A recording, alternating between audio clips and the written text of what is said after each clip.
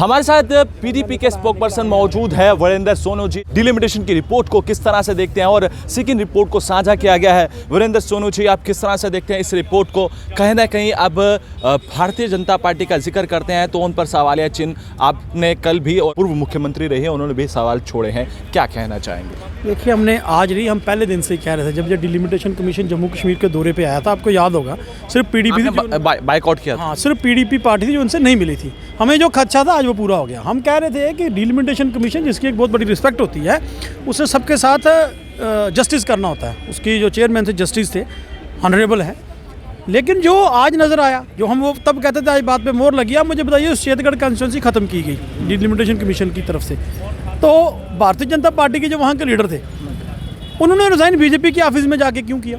उन्होंने बीजेपी के वहाँ जाके रिज़ाइन किया और बीजेपी के कहा कि हमारी जो शेतगढ़ कंस्टिट्यूंसी उसको दोबारा बहाल किया जाए। वो एडमिनिस्ट्रेशन के पास क्यों नहीं आए? क्योंकि बीजेपी को ये पता था डिलिमिटेशन कमीशन हमारे कहने पे काम कर रहा है। डिलिमिटेशन कमीशन जो है, उसकी जो हदबंदी कमीशन जो है, वो हमारे कहने पे काम कर रहा है और जिस तरह हम कहेंगे वैसे ही करेगा।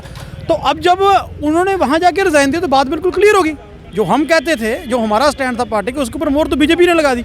कि आज मुझे बताइए बाकी पॉलिटिकल पार्टी के लोग के पास क्यों नहीं, एडमिनिस्ट्रेशन के पास वो नहीं गए, वो भारतीय जनता पार्टी के पास गए। जो हम कहते थे वो आज क्लियर है कि भारतीय जनता पार्टी के कहने पे डिलिमिटेशन कमीशन ने जो काम किया वो जम्मू के लोगों की अपेक्षाओं के ऊपर सही नहीं उतरा है। वीरेंद्र जी, आप किस तरह से देखते हैं? क्योंकि सवालिया चिन्ह अब पूरी तरह से उठना जो है वो शुरू हो चुके हैं और अंतिम तिथि जो है वो 14 तारीख की दी गई है। एसोसिएट मेंबर्स को रिपोर्ट साझा की गई है और जब पब्लिक डोमेन में ये रिपोर्ट आएगी तो कहीं ना कहीं अब पूरी तरह से पूरे जम्मू कश्मीर के अंदर माहौल जो है वो कहीं ना कहीं गर्माता हुआ नजर आ रहा है। क्या इस रिपोर्ट पर जो है कोई अमल हो पाएगा? देखिए, ऐसे है कि जो लोगों का हक है वो तो करेंगे, जो उनका कॉन्स्टिट्यूशनल राइट है, जिसने इतराज़ करना वो करेंगे, एसोसिएट मेंबर भी करेंगे। लेकिन बात ये है कि जो हम जम्मू की अगर बात करें, जो हमारे जम्मू से 2 MP थे वो एसोसिएट मेंबर थे। तो ये उस मीटिंग में करते क्या थे? जब डिलिमिटेशन कमीशन की मीटिंगें अटेंड करते थे ना, तो उस मीटिंगों में ये करते क्या थे? इसका मतलब ये साजिश के मेंबर थे।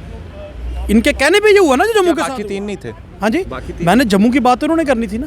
बाकी 3 तो अपनी अपनी वहाँ कर रहे। वो तो पहले तो उन्होंने मीटिंग में रखा, अटेंड ही नहीं की हुई, क्योंकि हमारी पार्टी का तो नुमाइंदा उसमें था नहीं। मैं आज पूछना चाहता हूँ, जम्मू के ठेकेदार जो थे, भारतीय जनता पार्टी कहती है ना मुझे जम्मू के साथ बहुत प्रेम है, आज मुझे बताइए ये 2 लोग करते क्या थे वहाँ? जब हमारी गांधीनगर की कॉन्स्टिट्यूंसी को 2 जगह में बांट के और ऐसे तरीके से बांटा जा रहा था कि जिसका ना सरा ना पैर है, जब शेतगढ़ को खत्म किया जा रहा था, क्या उस मीटिंग में इसको डिस्कस नहीं हुआ होगा?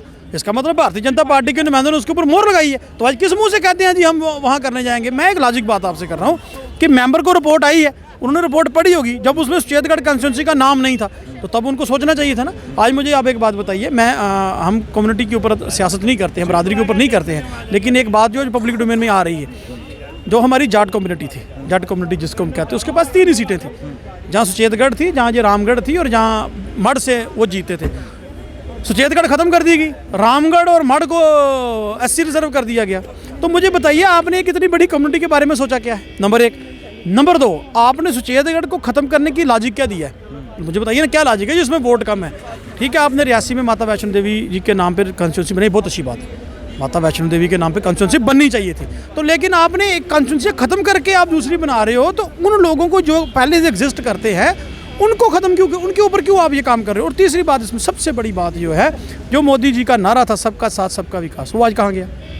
आज क्यों वो लोग सड़कों पर हैं? क्यों आज लोग डिलिमिटेशन कमीशन की रिपोर्ट को चैलेंज कर रहे हैं? आप मुझे बताइए, इतिहास में आज तक कभी हुआ कि डिलिमिटेशन कमीशन की रिपोर्ट के वो लोगों ने रिज़ाइन की हो? आज पहली बार है जम्मू कश्मीर में ये बात हो रही है और मैं समझता हूँ कि पूरे देश के लिए ये एक अच्छी बात नहीं है। आज भारतीय जनता पार्टी ने हर एक इंस्टीट्यूशन को ख़त्म कर दिया गया है। आज डिलिमिटेशन कमीशन की जो क्रेडिबिलिटी के ऊपर उन्होंने क्वेश्चन मार्क लगा दिया कि आप डिलिमिटेशन कमीशन जम्मू आया, 3 दिन वो जम्मू में रहा, कठुआ में गया, सांबा में गया, सब लोगों से मुलाकात की। तो जो लोगों ने उनसे कहा उनकी अपेक्षाओं पे खड़े क्यों नहीं उतरे? जो लोग चाहते थे, जो भारतीय जनता पार्टी ये कहती थी, आज वो स्वागत कर रहे हैं, तो इसका मतलब वो चाहते हैं कि शेतगढ़ खत्म हो जाए। भारतीय जनता पार्टी ने आज आप प्रेस कॉन्फ्रेंस में स्वागत कर रहे हैं ना, हम तो कहते हैं ये ठीक नहीं है, इसका मतलब वो चाहते हैं कि शेतगढ़ खत्म हो जाए। बहुत बहुत शुक्रिया वीरेंद्र जी हमारे साथ बातचीत करने के लिए। तो आपने देखा कि हमारे साथ पीडीपी के स्पोकपर्सन वीरेंद्र सोनू जी थे, जिस तरह से आज सवालिया चिन्ह जो है डिलिमिटेशन की रिपोर्ट पर जो है वो साझा किए हैं और भारतीय जनता पार्टी पर और डिलिमिटेशन की रिपोर्ट पर जो है निशाना साधा है और कहीं ना कहीं आम जनता के हित के लिए ये जो रिपोर्ट है वो साझा नहीं किए गए हैं। बहुत बहुत शुक्रिया हमारे साथ बातचीत करने के लिए और तब तक के लिए आप बने रहे JK 24/7 के लिए। कैमरा पर्सन दीपक कुमार के साथ, धन्यवाद।